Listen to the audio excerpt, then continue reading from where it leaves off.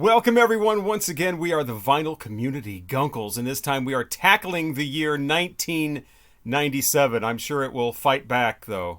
That'll be quite the battle trying to find great music from that year. I mean, there was some. We'll talk about that. We'll talk about the worst music of the year as well, as we usually do. So let's just go ahead. As they're saying on every YouTube video these days, let's go ahead and get right to it. You know, if I see one more person do that, are you seeing that? I have No. not seen Okay. that. Are you Yeah, watching? It's YouTube.com. yeah. Oh, I've I've heard of it. seen that. I've seen that. It just What seems is like that? everybody is doing that now. It's Huh. let's go ahead and get right to it, and then there'll be a cut. And then anyway, we are the Vinyl Community Guncles. I'm Robert Fitton, along with Craig from Craig's Vinyl Plethora, Richard from Calvin Wazoo, and ladies and gentlemen, the man that once dropped acid and burned a hole in his shoe, Mike from Hubtunes. Did you Ouch. actually do that? I don't recall, but it's very, very possible. It's very, very possible. Trying to smoke a Okay. shoe. Yeah. Okay, here we go. 1997.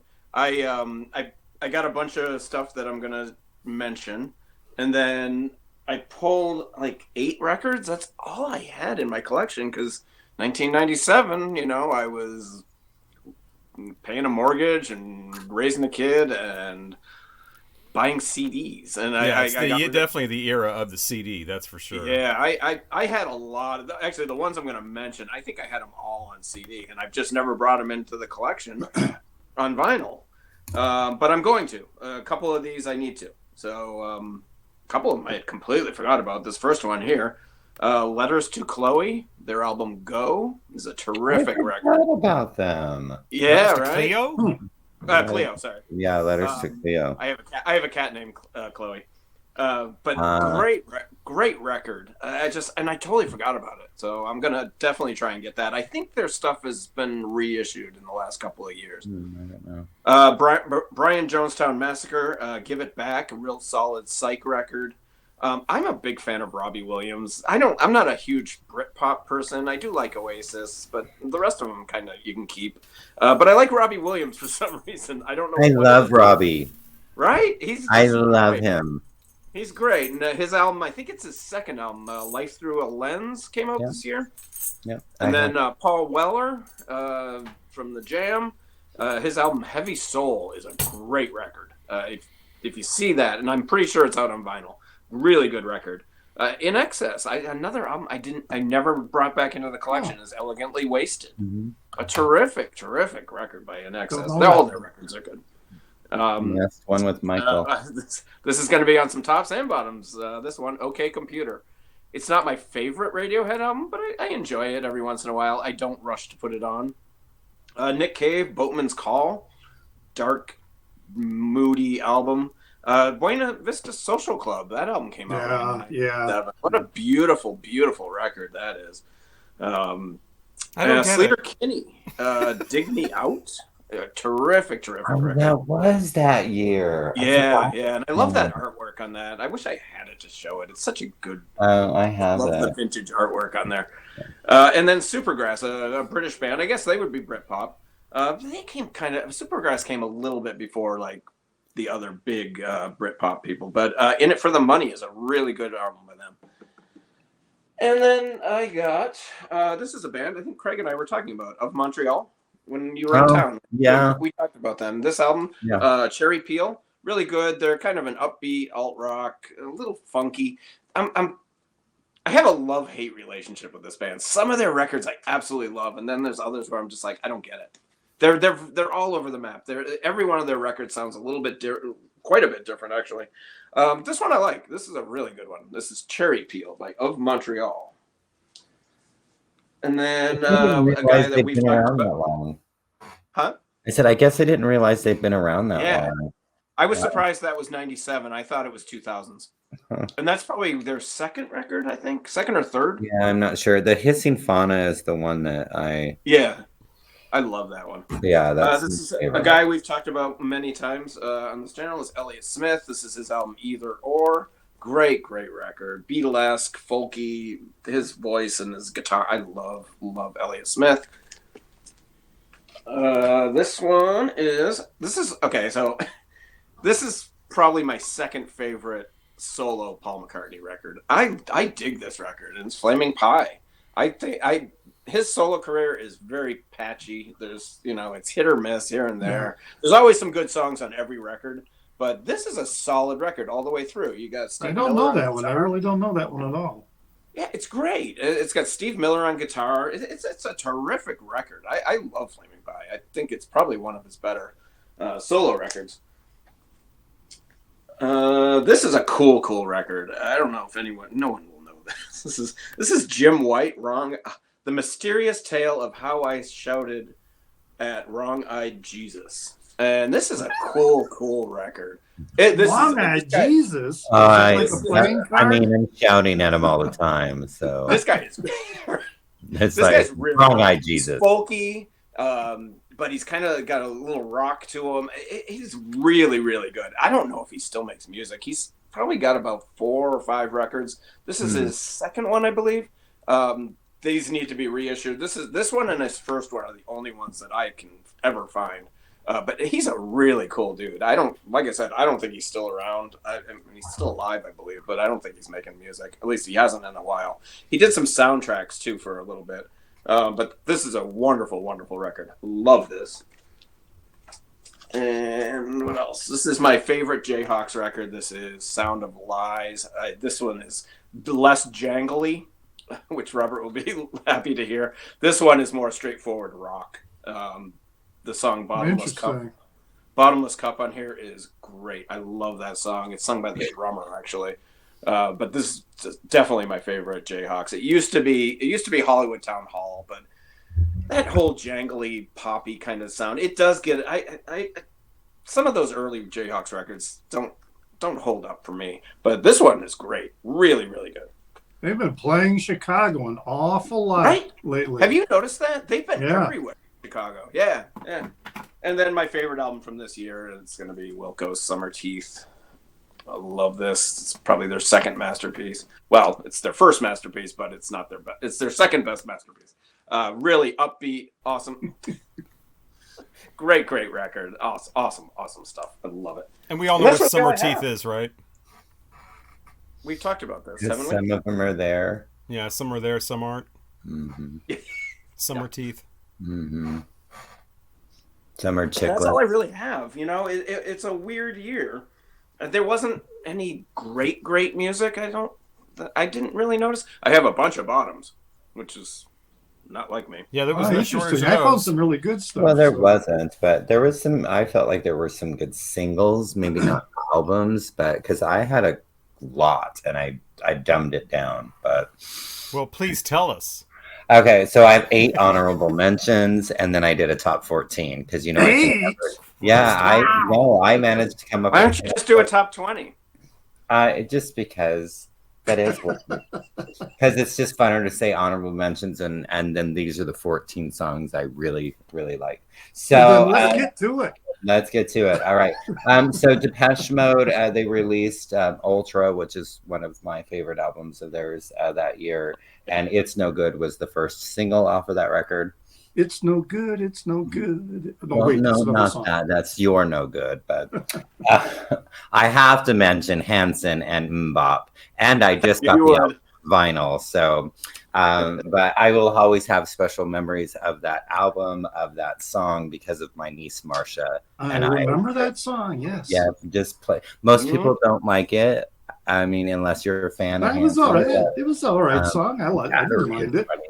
Hanson really illustrates the difference between music in the 90s and like music in the 60s, because if you came out as a group like that in the 60s when you were kids and you were making music, the public allowed you to mature, and then you could turn into a rock band and be appreciated as a rock band and whatever. But if you came out like Hanson in the 90s, you were constantly stuck as like, well, that's little kids. Yeah, It's it's like, little yeah, kids, but they're yeah. 25, 30 years old now, and they they're started touring and really- doing music when they yeah. were 10. Yeah. So no, They're really no, good. they're little kids. They're really good musicians. They do but little pop they- music. It's like, what were you doing when you were 10 years old? Not that. Yeah, All not right. probably not touring the world. No. All right. next honorable mention, Sheryl Crow with "A Change Will Do You Good." Oh yeah. And that's off her self-titled, her second album, I believe, right? I like It's that how she album a got lot. on Light Rock Radio with the line about being on the rag, and it was totally uncensored. They would leave that in on the Oh, Light Rock. I've never heard anybody cut that line out. God's really? gift is on the rag. Mm-hmm. Something something posing in a fashion mag. Mm-hmm. Let's get to song. That's a great song. And they would totally play that right on the Light I Rock love station. that album, but that was released It's a the great year album. before, right? The album. Yeah, I think it might have been 96, but this song was, because I Yeah. double check now to make sure that they're actually singles the year I looked at, not a carryover. Next honorable mention would be In Excess with Elegantly Wasted. And then unfortunately, this would be the year that Michael Hutchence would die. So last In Excess record with Michael, I think they did one more when they did that stupid reality contest and had that terrible guy be a lead singer. I mean, he's all right. He's just not Michael Hutchence. And it was a really dumb thing that they did. I have lots of memories in my Janko jeans and my candied necklaces and Oh my God! my Whatever happened to glow. doing pictures? Remember the pictures? I know, we were doing that. that. Let's see, I- try again some Janko jeans. I I would would don't have need any other memories in Yeah. my Janko jeans. Oh, Yeah. Quote Oh my of God. the I year. never had a Hide mullet it. in the 80s and never had Janko jeans in the 90s. Yeah, well, I Thank had you. Janko jeans. I did. I had the tightest shirts. I had a You could- mullet, if though. you think I'm skinny now, I was really skinny in 97. Oh, wow. And going to the club all the time with my friend Christian, and we would dance up on the boxes, and these next two songs were songs that You were like moving your Fancy. legs all around, but nobody could tell because the pants were just yeah, the standing pants, still. yeah, and with a lot of this, my glow sticks, and I never did the big old flag things, but the glow sticks, yeah, and then moving my. Did you have a pacifier? No, the and a big. Winnie Those only the guys Oh, that yeah. were doing E and a Winnie had the Pooh pacifier. backpack? So, and my People Winnie used the to Pooh wear backpack. pacifier. I'm not talking about a baby. They had big pacifiers, We right? had pacifiers, yeah. Well, Okay, that was yeah. like a lot of the time though too, is because we were on acid. So, Yeah, it- you would. Yeah. Well, E Yeah. too, because because it made you grit your I teeth. didn't do E until like years later. But so the Prodigy with "Smack My Bitch Up," that video is fucking just Speaking insane. of doing E, Yeah. Oh my god. I was just having somebody, because I always do playlists of these, and I was just flashing back, dancing to these songs, and then Faithless with "Insomnia." I can't get no sleep. So good. Kind of an interesting one. It was on a soundtrack. Oh, what was that movie? I don't know. Marilyn Manson and the Sneaker Pimps with "Long Hard Road Out of Hell." And I love the Sneaker Pimps so much, and their voices blended, like her voices with his. Her voice with his is just, I think it's spectacular. And then my last honorable mention would be Erasure with "Don't Say Your Love Is Killing Me," which is off the album Cowboy. Okay, so 14, Propeller Heads, another kind of dancey. And they were brilliant enough to get Shirley Bassey, whatever you want to call her, on a track with them called "History Repeating." And So good. another one that I just danced my ass off. And there's also another great song on that album called "Velvet Pants," and I just freaking God, I didn't even go through my I had dance Velvet collection. Pants. Then Republica with "Drop Dead Gorgeous." My boyfriend lies all the time, but it's okay because he's drop dead gorgeous. Spawn was the soundtrack that The Long Road Out of Hell was. Yes, Spawn. I knew it was some, like, whatever those things are A called. minute long, Comic book. around for a Yeah. minute movie. Yeah. Number 12, Lisa Loeb with "Let's Forget About It." I don't want to hear it. I love Lisa Loeb. I still Okay, love then her. let's forget about it. Yeah, that's a Let's great forget title for the about Lisa it. Loeb song. Oh, I love her. I think she's great, and she has the best glasses. Then number 11, Blur with "Song 2." Woohoo! Yes, I remember that song when I was getting ready for this. I love and then that there's song. this really, really cool like dance remix of it. Woo-hoo! Oh, it's so fucking awesome. I I love it. I like that's another one. Just the memories come flashing back whenever I hear it. Number 10, White Town with Your Woman. I love that song. I Could Never Be Your Band Woman. I called love White Town. White Town, and the song is called Your Woman, and the man, it is a male vocalist, and he's like, I could never be your woman. And it's the only hit that they ever had, and they had one album, I think. If they had more, I'm not aware of it. But Yeah, something about women and technology. Was that the name of it? I can't remember what the album I think it was called. How do you not know that song though? That was everywhere. It was everywhere. I could never be your woman. So much. I love the line so much for all your highbrow Marxist ways. You never hear that in a top 5 pop song. No. You know, so much for all your highbrow Marxist ways. I could never be your woman. I could never coming be back to me. Never be your woman. It's starting to come back to me. It's really, really, and they did I think it was a Music on Vinyl did a release of that album this year because my friend has it and drove me crazy over the I'll summer. have to look it up I on still YouTube like to the listen to song. it. Who needs an out? I mean, You it's a have the single. You don't single, need yeah. Well, the 12-inch single is like more than the album, so it's like you might as well just get the album. Yeah, but I mean, the most reissue people would rather have 4 probably mixes of a different. hit song than a whole album of stuff they don't know. That's the song. Yes, I remember it. Cut to the chase here.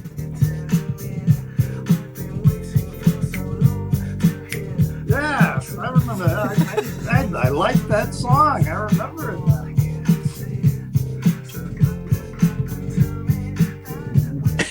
Yeah.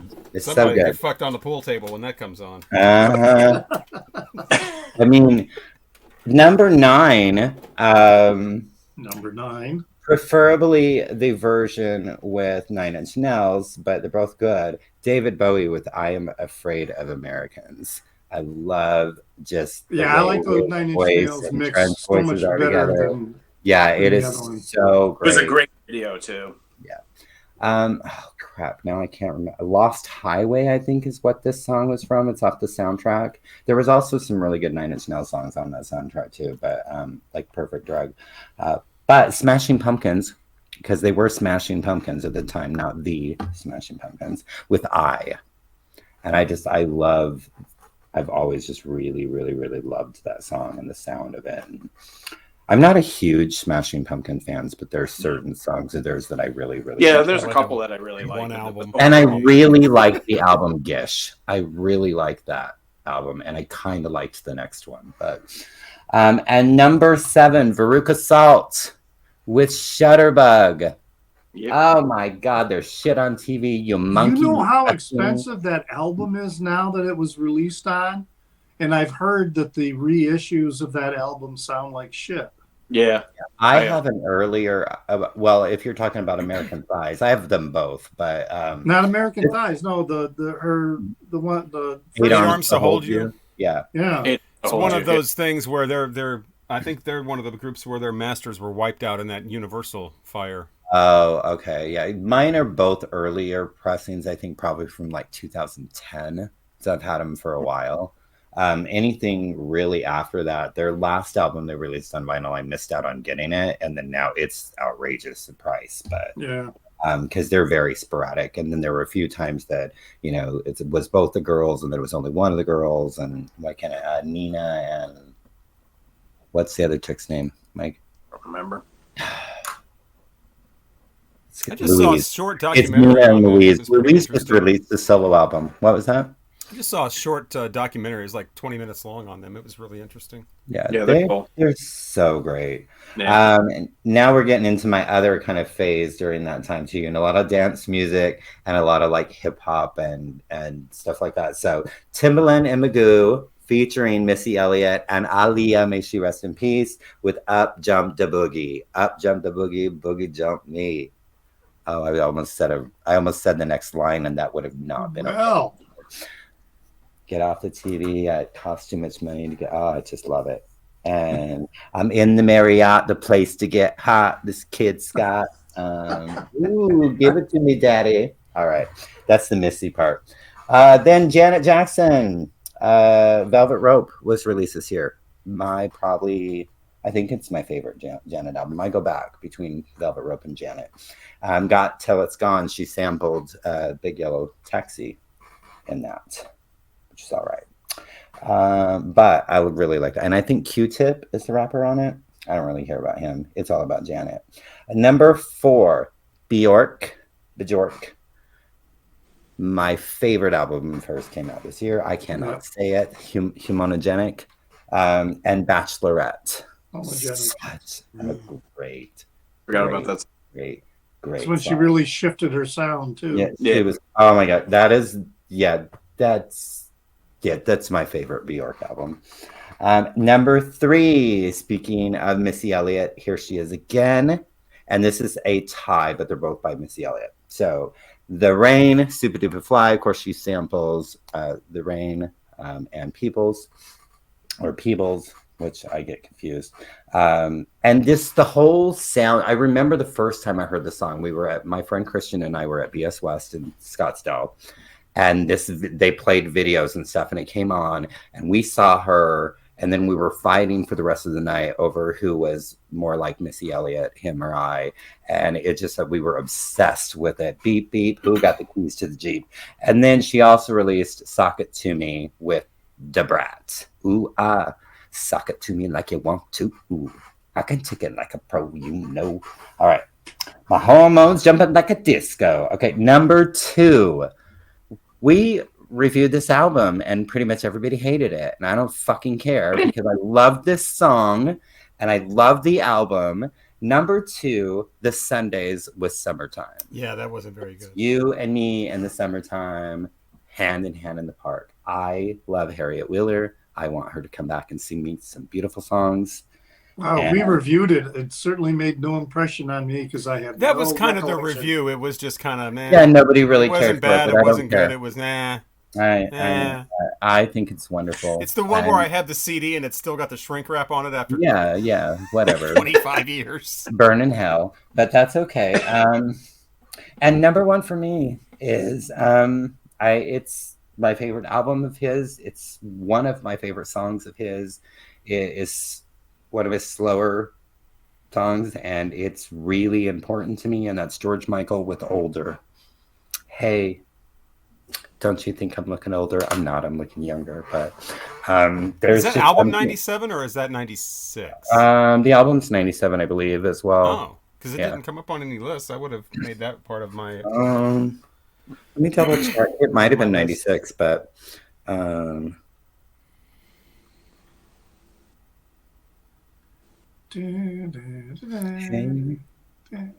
So much for all your highbrow Marxist ways. The album did come out in 96, but Older. The single was released in 97. I think it was the last single released off the album. No, Spinning the Wheel was released after that, but because they were both.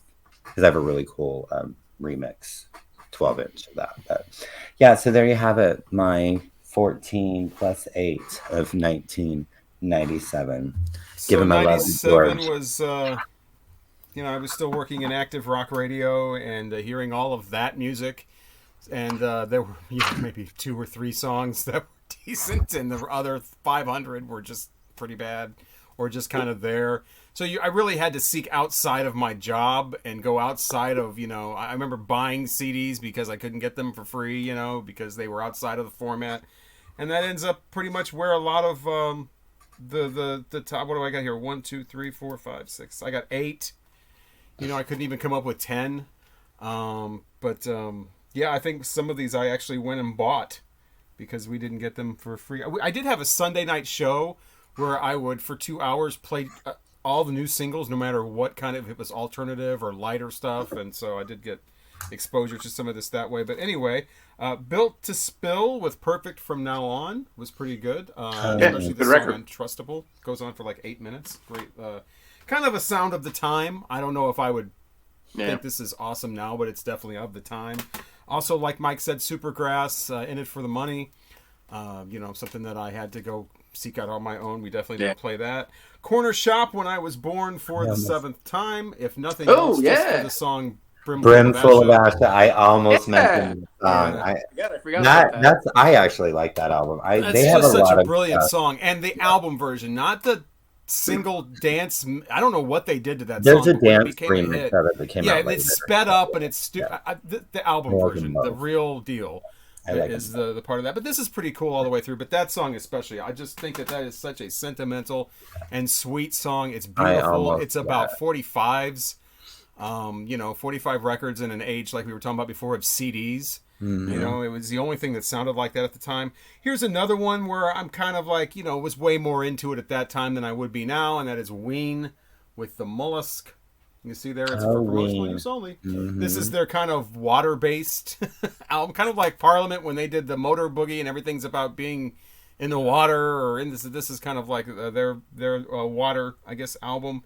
And what was the big Ocean Man is the big song on here, or if they have a big not song? a silicon-based album. Spiritualized, ladies and gentlemen. Yeah, Floating in space. Spiritualized, yep. Talk about a drug album. That's their best album. That's definitely their best. They put out a pretty good one. What was it, last year? Maybe a couple of years ago. Last year? A couple of years ago. It was good. That's pretty good, but yeah, that one's the best. Blur with their self-titled, which features the aforementioned song 2, which we actually played that song, probably just because it says heavy metal in the lyrics. But I remember we had to play all this junk like Creed and all that nonsense, 5 minutes long each. The good song that we played, 2 minutes long.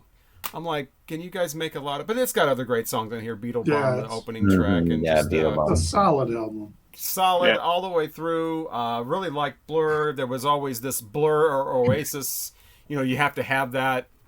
Nirvana or Pearl Jam, the Monkees or the Beatles, whatever. I was definitely on Team Blur all the way. So that just leaves 2. These are ones that I think are kind of the Blur's great. The top 3 or 4 are like a cut above. The other ones are kind of okay. Man. This one is incredible, though. I love this the first time I heard it. The Dandy Warhols. Oh, yeah. I almost mentioned... I want to listen to more Dandy Warhols. Yeah, I almost mentioned that if you were the last. They were in competition. It's kind of a psychedelic 90s thing. It's kind of trippy kind of album. That was a... Cool Shaker was kind of in that vein as well. So was the aforementioned Brian Jonestown Massacre. And I actually have a Brian Jonestown Massacre tambourine. Oh my gosh, look at you. Wow. But yeah, there's one album that definitely stands head and shoulders above all of them. It is the album of 1997. It's an absolute masterpiece. It is definitely my favorite Radiohead album. And that is OK Computer. I have listened to this thing over and over again. I guess it's not cool to say this is your favorite album anymore. Something happened where, it's not in vogue. You're not one of the cool kids if this is your favorite Radiohead album. You have to pick another one, and no, definitely not Pablo Honey. But you're not supposed to say this is your favorite. But yeah, this all the way through. And Karma Police is one of my favorite songs of all time. Yeah. But yeah, this thing all the way through is just... it's probably one of my favorite albums of the entire decade, not just 97, but it's definitely a head and shoulders above anything else I mentioned. I almost got this on vinyl a couple of times, but it goes back to that same thing of, it just doesn't seem right. This is a CD. This is the same CD I've had since all these are. I've had these all since 1997. And it just seems appropriate to listen to this that way. An album where there's 3 songs on every side, and you have to keep flipping it over. And you got this black circle from the 70s spinning around while you're listening to Radiohead. It doesn't seem to make a lot of sense. But OK Computer is by far my favorite album of 1997, and we didn't play anything off of it in Active Rock. So yeah, even though it had guitars and it was incredible, nope, can't play that. Got to play Bush. The Dandy Warhols are still together making music, and they made the albums are really pretty good. I've only heard really that one and the Bohemian, something about Bohemia. That one's their best. Yeah, I like that one too, but I really Bohemian love the Be In and Boys Better. But the best on here is Not Even If You Were the Last Junkie on Earth. And the single remix is even a little fresher sounding than the one on the album. But I was going to mention that, but there's great.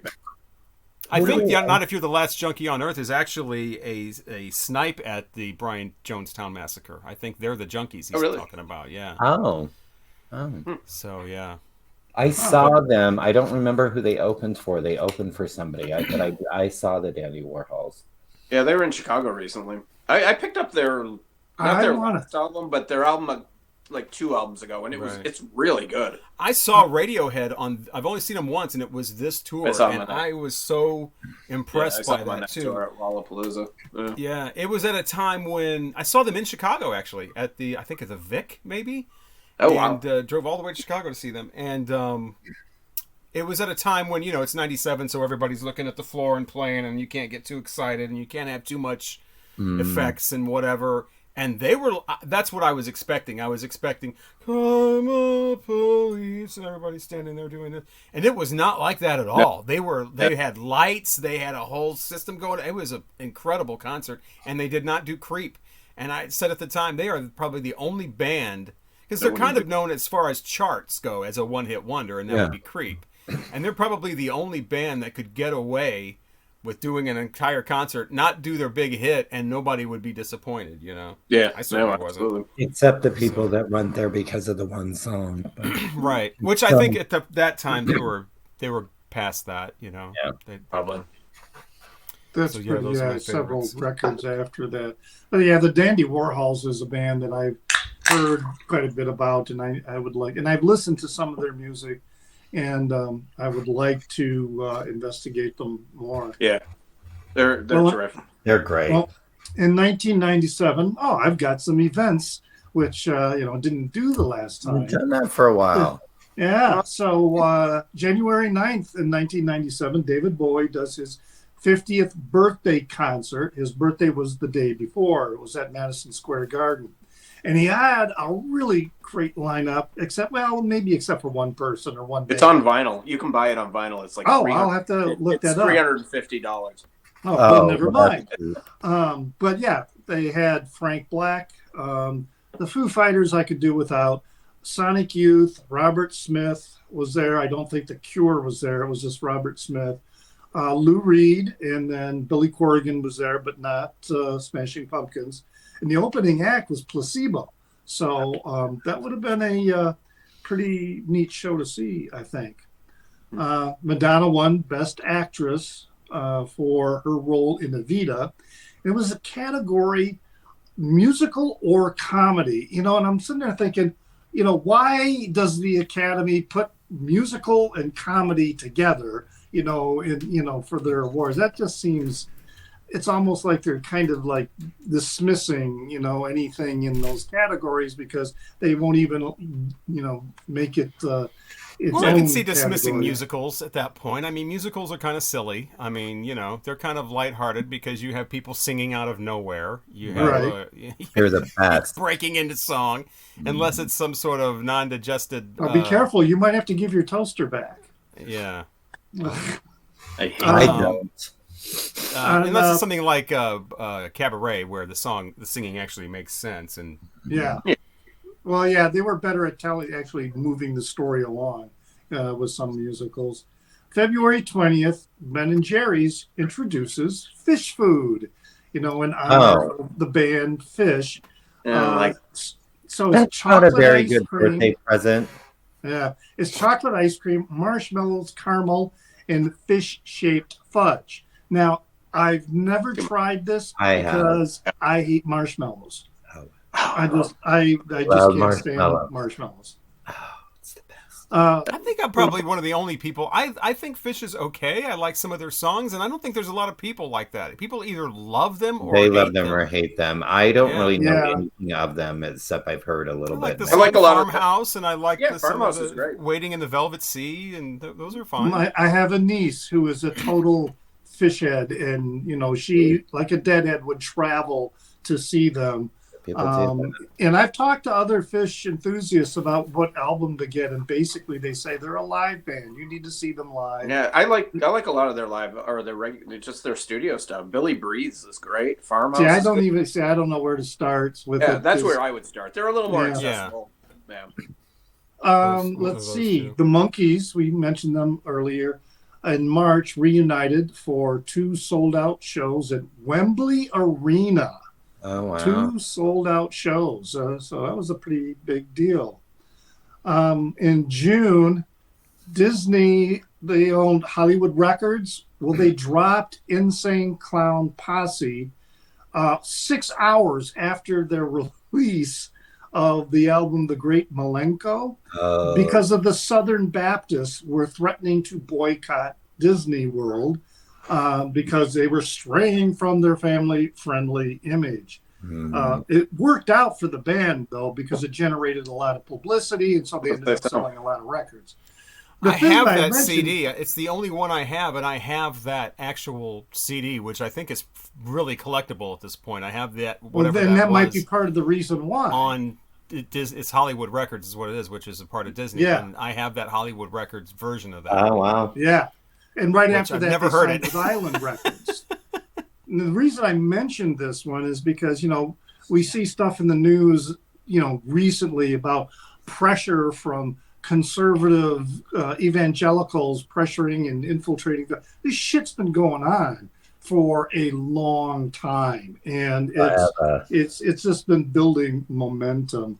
I mean, Disney has always been a target, you know, for many of these nothing groups. new. In October, that was when Bill Berry, excuse me, I almost called him Billy Berry. Bill Berry of REM, you know, says that he's leaving REM and, you know, going back to his farm. And this was also the year, I don't have a precise date, but you could start buying blank CDs to record music on.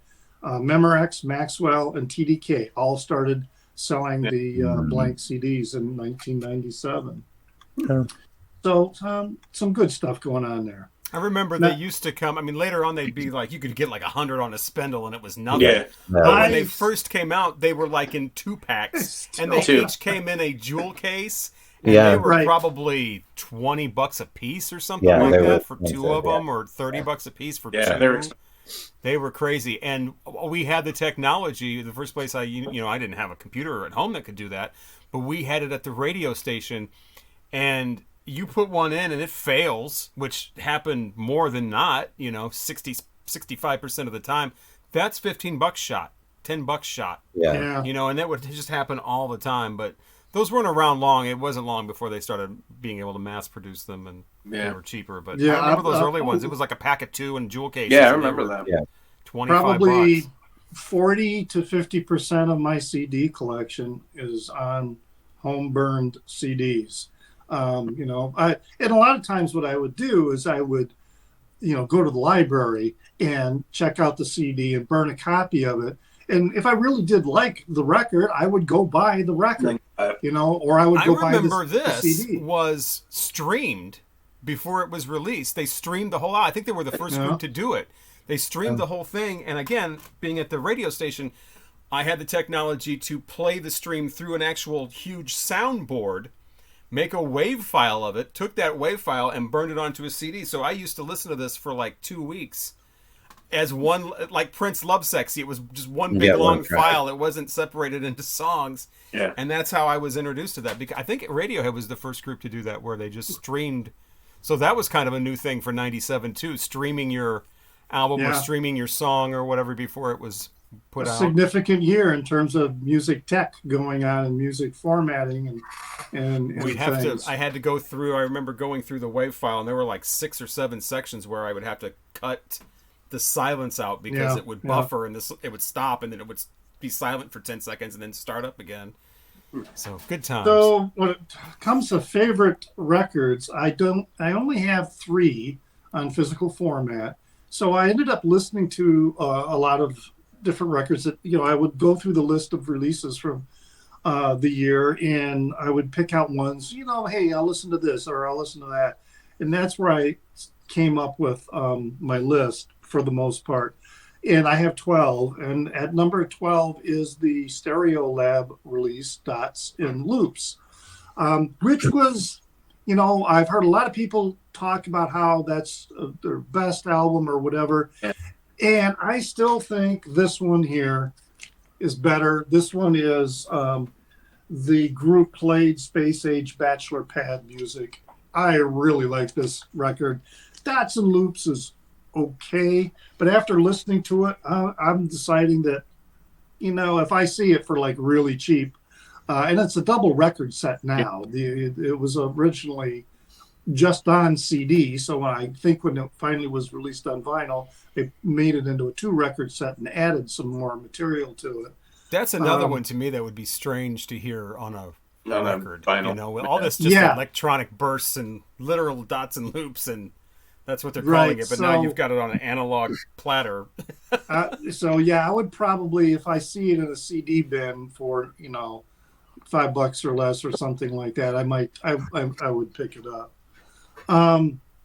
Then at number 11 is the second release by Johnny Lang, "Lie to Me." He was this up and coming blues guitarist. Yeah. I really had high hopes for him, and this is a pretty solid album. He was 16 at the time of its release. Very, very proficient blues guitar player. His voice a little too. It's fine. It's a decent album, but boy, with his next album, I just which was what was that one called? It was Wander This World. And when that came out, I bought it blind, thinking, "Oh, this is going to be great," and it was like, I don't like this. And he kind of, I thought, lost his focus. He was a blues guitarist at first, and then he just started venturing in all these other genres, and then he converted, and it just, never mind. Never you mind. He was on the bill. He was on the bill when Stevie Ray Vaughan's final concert here in Alpine Valley.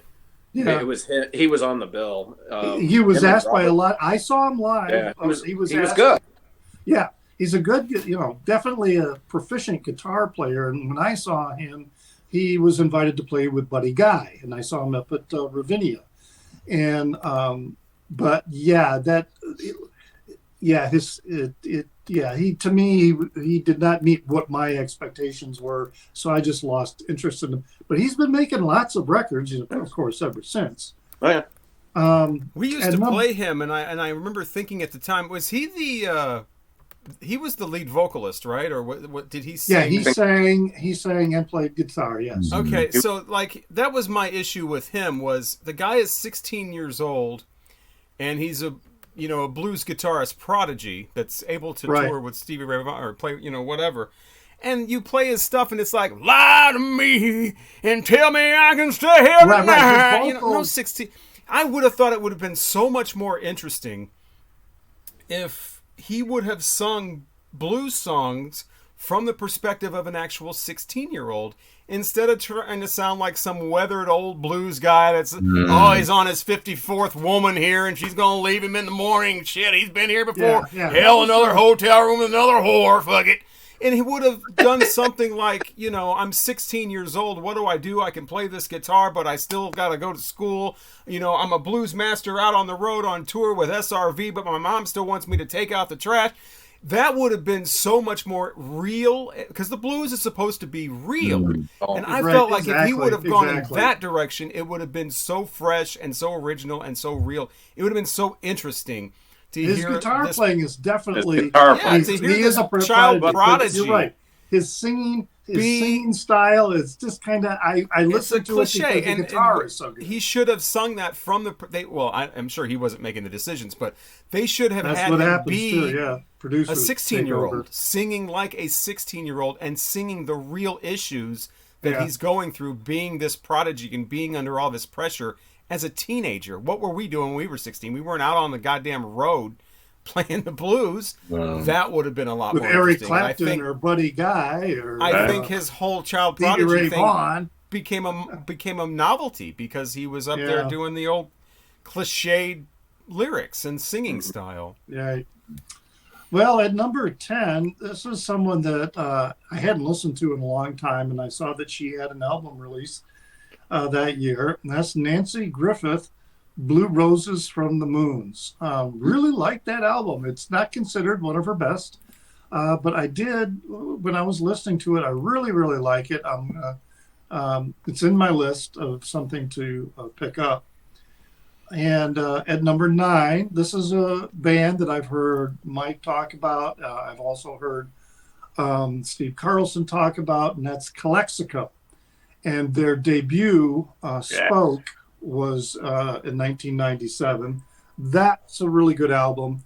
And it's really interesting that some of the songs are like really, really kind of short. And they're, I don't know, it's really interesting. I really, really did like it. At number 8, I have Oblivion by The Orb. The Orb. It's a very good dance techno. And that in 1997, I'm surprised that I didn't know anything about The Orb, because I was all about house music, dance music. I was clubbing like crazy. I wasn't listening to a lot of other kinds of music unless it was an artist I already knew about. And then they released something new, in which case it was often disappointing. But anyway, yeah, The Orb was really good. That's definitely on my list to pick up.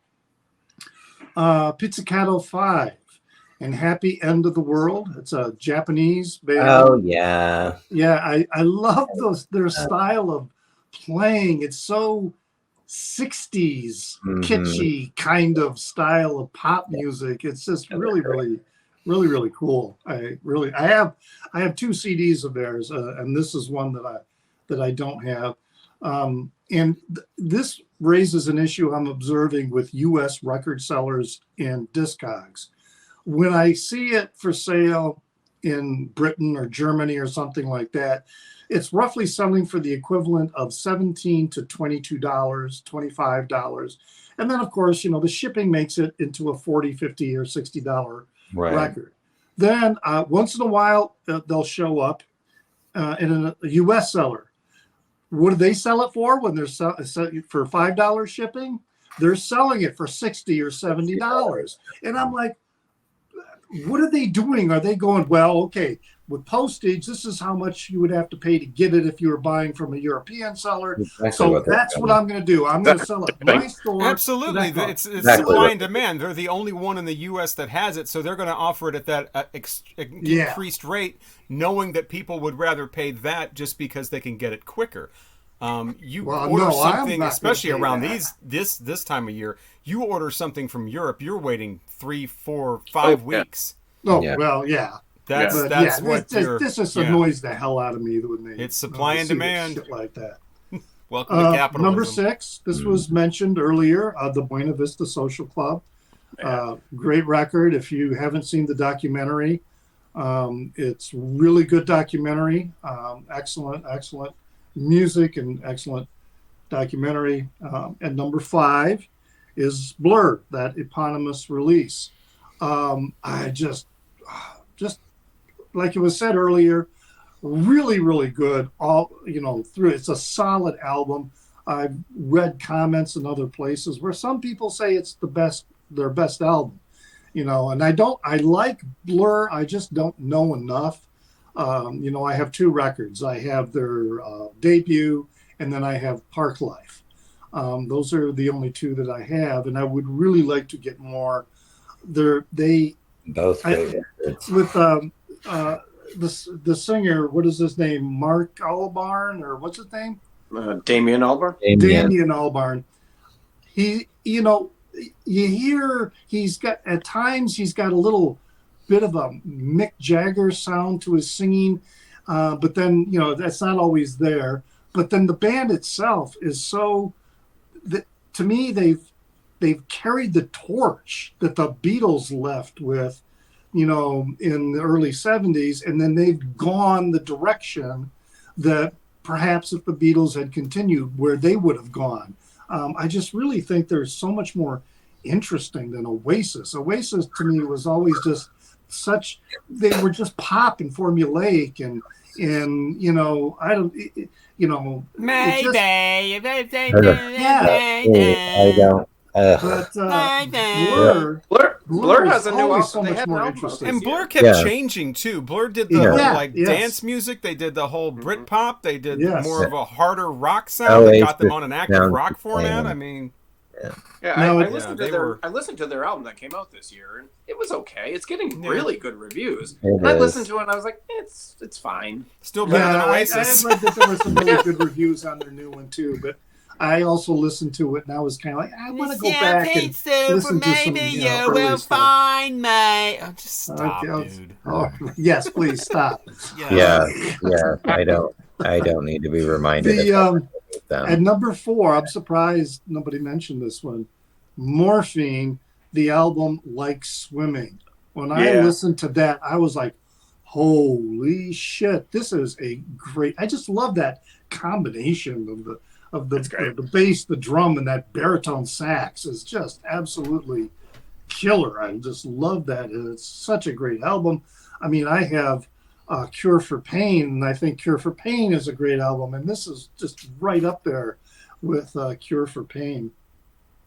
Now, the records I do have, this is a obscure one. It's a 10-inch combo record by these people or these bands. One's called Tono Bungay, and the other band is called the Tower Records. And it's on this. I missed how. It's on this Squealer label. And when I bought it, there's no cover. I got it for $2. Oh. And I really like it, but I can see how this album would not appeal to a lot of people. It's very experimental type of music, very avant-garde. Although in Discogs, they list it as rock, psychedelic rock. And I'm like, no, this is really experimental and avant-garde and just really weird shit. But Yeah, it's there's really a lot good. of things listed like that. Yeah. That's definitely not psychedelic rock or even Yeah. rock or Then at number 2 is Daft Punk, Homework. Around the world, around the This world. is Oh my came god, out that kind song of a- used to be so fucking annoying. this was Another kind of one a I very danced to. groundbreaking album in Europe, because what they did is they took the sound that they heard in Chicago Acid House, and then they gave it a European feel to it. There are some tracks that have a little bit of a dated sound to it, but it's still a very good record. I haven't listened to that in ages. I'm gonna put that on my playlist for tomorrow. And then I'm surprised no one mentioned this one too. For my number 1, it's on CD, like you were saying. I mean, a lot of these things, you bought them on CD, and that's Bob Dylan's "Time Out of Mind." It was such a great comeback album, for him. After a few years where he released several cover albums. I mean, they were good, the cover albums of the folk music that he did, but man, the songs on here, Lovesick and Standing in the Doorway, Million Miles, trying to get to I love heaven, Standing in the Doorway. trying to get to heaven before they close the door. And then the closer, Highlands, which is this like long droning song, but it's just really, really good. Definitely my favorite of the releases from 1997. So yeah, 1997 had a lot of great things, and it had a lot of even more not so great things. Yeah, not And so we have great. reached that point of the video where we're talking about the worst of 1997. Some of the worst has actually already been mentioned, but we won't talk about that. But yeah, Yes. every one of We us is probably going to will talk talk about our about it. bottoms of the year Yeah. 1997. U2 released Pop. Oh. Not a good U2. Mariah Carey released Butterfly. Sorry, Craig. I like just about everything before that. So Yeah, I don't about remember it being a good Mariah Carey album. But then Is that the one where she Not very sampled the much. Tom Tom Club? no, that's see, I don't- Dream no World idea. or Dream something. I don't know. Can't yeah, remember. Sarah McLachlan released Surfacing. You couldn't get away from that record. I God, actually kind of liked some of those. There's some of the stuff, but Fumbling Towards Ecstasy is way better. Yeah. Yeah. I like the one where she says a beautiful fucked up man because that's just whoa, whoa, whoa. Mm-hmm. What is that? Building. I like Building a Mystery. Building a Mystery. Yeah, there's some good songs on that, but yeah, I remember when it came out, I liked it, and then I listened to it for this, and man, it just sounds dated and stale. Didn't really like it. And of course, the final, I think probably their final record, "Calling All Stations" by Genesis. They boot Phil Collins out of the band, and they continue on with that. They probably should have done that in 1983. Wow. Not good. I remember we had a joke because we kept getting faxes and stuff like that because it was the age of the fax, you know. Genesis calling all stations, and they would do this pun like they're calling all radio stations to play the new single, which is I don't remember what it was called. But you know, and the whole joke that all the radio stations made that, you know, and it was going around was like, yeah, don't answer that. It was bad. Let it ring. Oh my goodness. Let the machine get that. Right. I saw Sarah that year too. Sarah McLachlan. I probably did too. Yeah. I saw U2 that year when they came out of the big disco ball. Yeah, I've never seen them. Oh yeah. But I don't even remember what songs were. Was "Staring at the Sun" was one of those songs? Yeah, I thought that was just kind of okay. I did not like Discotheque at all. I'm like, no, that's not going to work for me. U2, you're not a club act. No, it's definitely one of their weakest albums. Lemon, was that on there? Or Lemon was on the other one. That's Zooropa, right? Yeah, Zooropa. Yeah. I was trying to remember what that was called, but yeah. Yeah, 97, some crap. And that's actually the year I moved to Seattle too. So that was when I left Arizona. So this song was everywhere, and I didn't get it, and I thought it was terrible. Eagle Eye Cherry with Save Tonight. Save tonight, tomorrow, then the fight today. Yeah. Shut up! Shut up. No, it's just not. It was everywhere all the time. It was everywhere, and he's somehow related to Nana Cherry, right? Is he? Is that? Is he really? I'll have to look it up. I mean, it doesn't mean you're good. You can be related to Nana, and she's brilliant. However, you know what? Maybe this song is not brilliant. I've never heard anything else by him, so I shouldn't say that. But Mark Morrison with "Return of the Mac." It was also ever "Return of the Mac." Shut up. Song is terrible. Shut it up. I love that song. That used to be the clock, man. That would come on. Oh, yeah, that's a great song. No, I like that song. Not. It is. That's one of the few songs with an actual loop drum track that I actually really liked. So not. And he never did anything else. I'm surprised he didn't. But yeah, I love when the woman comes on. Well, you have to hear the album version for the whole thing, but she comes on and she's like, "Mark, you stop talking about your big break. Stop letting me down. Stop letting me down." Or whatever that is. Oh, okay. Well, I'm not sad I missed that, but you lied to me. Yeah. Listen to that right now. Oh my. Just not where very catchy. And then you know what? I feel like this was a little later when all the freaking big band stuff was coming back. But Cherry Poppin' Daddies with the Zoot Suit Riot. Yeah, no, we're not. No, thank you. Yeah. And then Marcy Playground with Sex and Candy. Now, I like sex and I like candy, especially like Sex and Toffee. I was going to say putting butterscotch discs in places or no, I like Toffee Faye. Fun with candy canes. Yeah. Oh, but I do not like that song, and I do not like Marcy Playground. They are not. No. And that's the Marcy thing. Playground, get your shoes all dirty. Active Rock played that song all the time, but we couldn't play the Dandy Warhols or Radiohead. But we could play this song with no electric guitar, and Active Rock's supposed to be all about rock with attitude. That song doesn't have enough.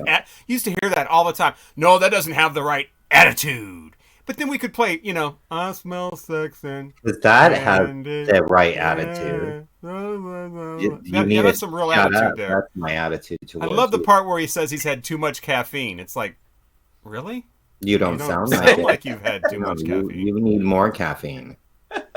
Drink up, Buttercup. Okay, and then you know what? The premise of the song may be beautiful. I think the guy wrote it for his daughter. something like that. I don't know. I don't know who this person is, and I probably will get, because I don't know who this is. Bob Carlyle with Butterfly Kisses. Oh my! I wanted to rip my. Ugh. If I know, oh, I hate that song. Butterfly Kisses at night. Yeah, that's like a wedding thing, and it's. I know it's supposed to be for his daughter or something, and maybe that's lovely. Yeah, that's it's nice sentiment, but it is a terrible, terrible, terrible song. And I don't want it's you know what a butterfly kiss is, right? Yeah, when I'm with the eyelashes. My eyelash. But just to go back to Eagle Eye Cherry here, he is the half brother of Nana Cherry. He is half. Yeah, he is the son of jazz artist Don Cherry. Ah, okay. So again, no disrespect to him, I just don't like that song. I'm and just of course, telling you who he I is. mean, if it's Nate, I mean, it's definitely no Buffalo Stance. I'll tell you that. No, that was the it's jam. Crank that up or right now. Buddy X. Looking good. Hanging with the Wild Bunch. Looking good in the Buffalo Stance. I love Nana Cherry. So you think I saw her play that whole album a couple of years ago. Wow. But you had to have It was great. And she had a new album out at the time, and it was good. Yeah, she's still making music. Is she? So, yeah, she's still making music. So. Oh yeah, my bottoms. I mean, again, it's all about being an active radio and being forced to listen to this nonsense. Like the beginning, the end is the beginning is the end from Smashing Pumpkins. I mean, I could have a list of 100 here. I narrowed it down to I think 10. That was a song they did for the Batman Returns or Batman Forever or some bullshit soundtrack. Metallica, The Memory Remains. You guys know what that is? I don't. From what album? Load maybe or Reload, one of those two. It's the one that has Marianne Faithfull in it, and it's just. I remember that. Yeah. For you, the memory remains. Yeah. It's that kind of thing. You're Metallica. You used to be this energetic, fucking balls to the wall, fucking metal band, and now you're. It's like they're on Geritol by then. Jesus. Silverchair, this band from Australia that wanted to be Nirvana. Another one with a really young guy leading the way. Some stupid song. They had a song called Tomorrow that was horrible. They had several follow-ups that were horrible, and one of them's called Abuse Me. Oh, abuse me again, I like it. Hello, Australia. You got better music than that. Bush, pretty much anything from Bush. I just picked the song Greedy Fly because it's terrible. A band called Local H, which is actually sort of local. I think they're from Macomb. Bound for the Floor with this guitar riff that went. I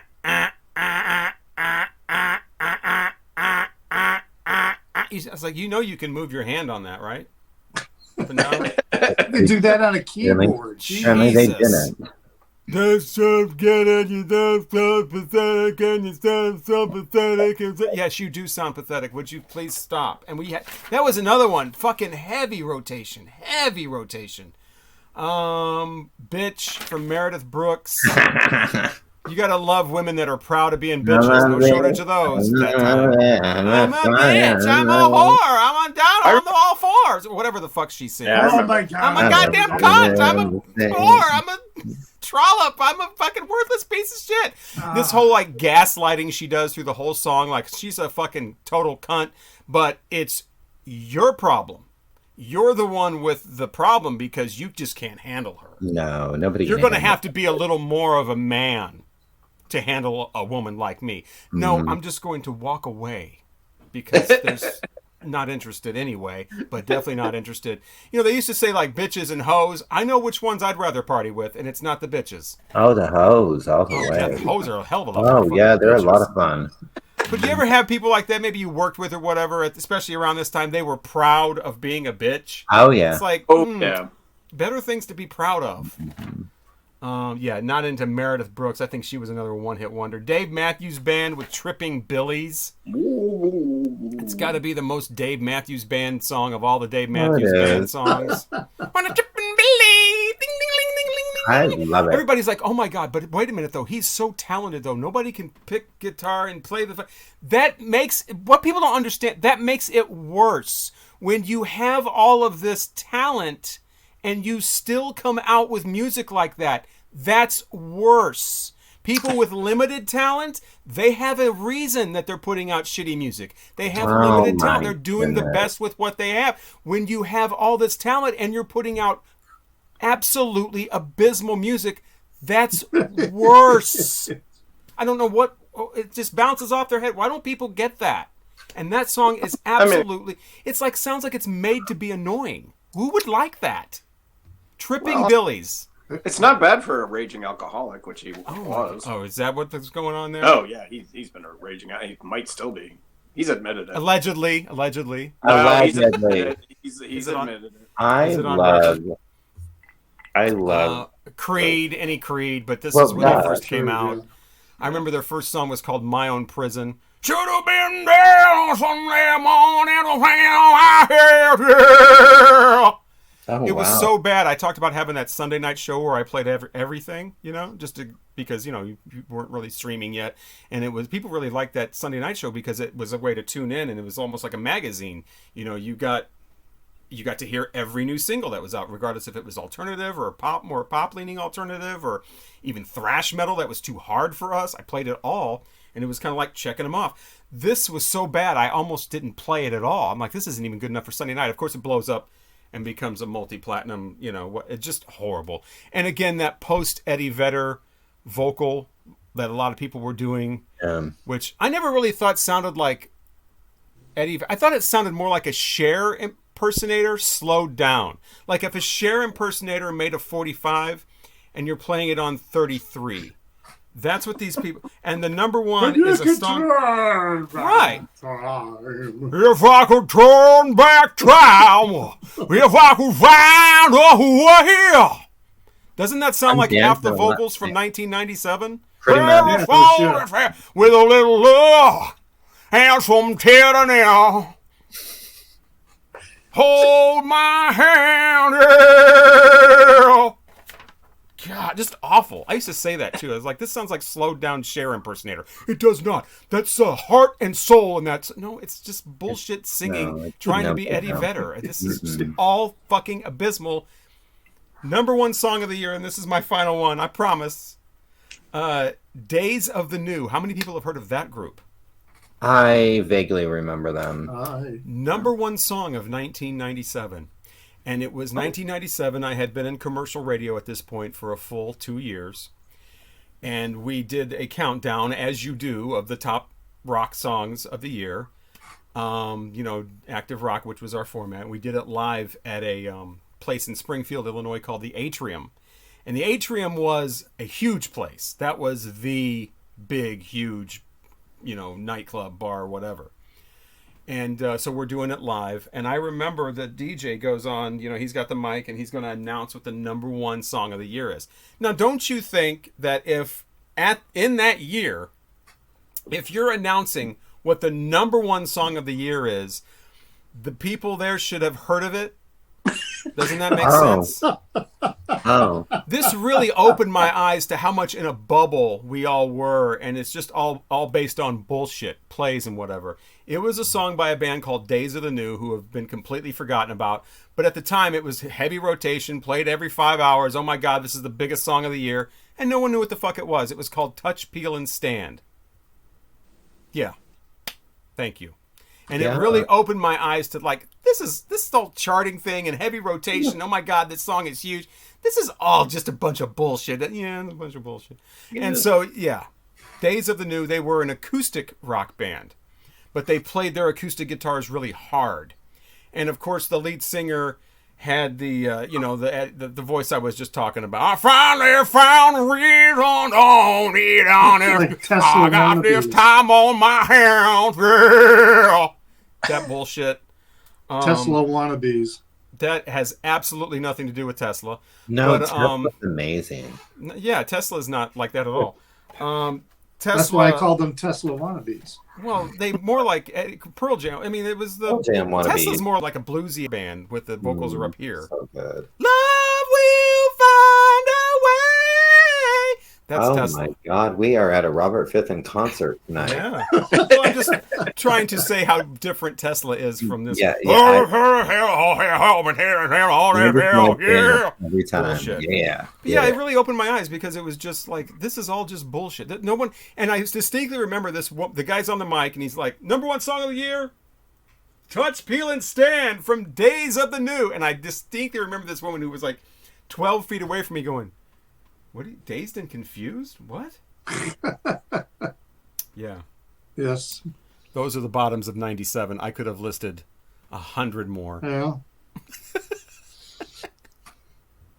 Well, I just have 2. Wow. These must be awful. And they're really disappointments more than they are. One of these performers is one of my favorite performers. And the other one is a band I really have struggled to get, and I just still don't get them. And that one I'll start off with Radiohead. OK Computer. I knew it. Yeah. Well, this is I've the tried, car seat I've headrest guy. What do you want? I've listened to Radiohead, many of their records, OK Computer, Kid A, Rainbows or whatever the hell it's called. I've listened to them a few times, and Just missing a 2-letter word. I just don't get it. And I know they're popular. I know they're like they have a huge following and all that. And hey, this is great. That some people like them, but I don't. And so that especially OK Computer. It just I think part of it might be the guy's vocal style, but then at the same time, I don't know. That's enough about them.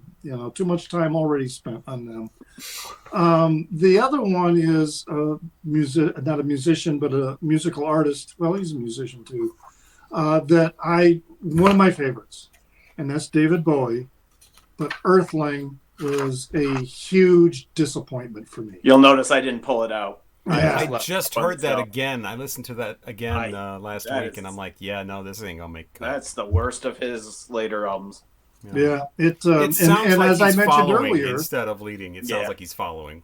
Yeah, it as I mentioned earlier, I like the Trent Reznor mix of That's a great I'm Afraid of Americans. I love that. It's on my phone for when I'm my workout list. I love that song, but yeah, the album itself, It's terrible. It is, and that's all I have for bottoms for 97. So there you have it, our tops for 1997 and our bottoms from 1997. Mike's getting heated. He doesn't like all this negativity. Yeah, I know he don't like it. And our next year, if you guys are ready for that, we're ready. 1986. 1986. We didn't do that yet? No, I thought we did. It was still in there, so unless I recycled it, but I don't think we've done 86. 86, the year of Peter Gabriel's So. Oh. The year of Walk Like an Egyptian, I believe, came out, and maybe that was 87. I think that was 6. I don't know. Might be. Yeah, sounds about right. Yeah, so we'll talk about 1986 coming up. We've also got our Funkadelic playlist battle coming up, where we'll do the my top 18 songs from Funkadelic and see what order everybody else puts them in, and that is on the way too, and all kinds of other fun as well. Won't you please join us for these upcoming episodes? We are the Vinyl Community Guncles. What a joy it was to revisit 1997, at least for about 5 albums. It was a joy. Including this one, the greatest album of the year. Decade. It's yeah, really well, one of the good. best of the decade. I don't know. Maybe it's the best of the decade. But yeah, thank you so much for watching. We are the Vinyl Community Guncles. I'm Robert Fitton, along with... Richard at Calvin Wazoo. Craig's Vinyl Plethora. Mike at Hub Tunes. I don't get why the Buena Vista Social Club is such a popular album. We'll talk to you again next time. This sounds like Cuban music.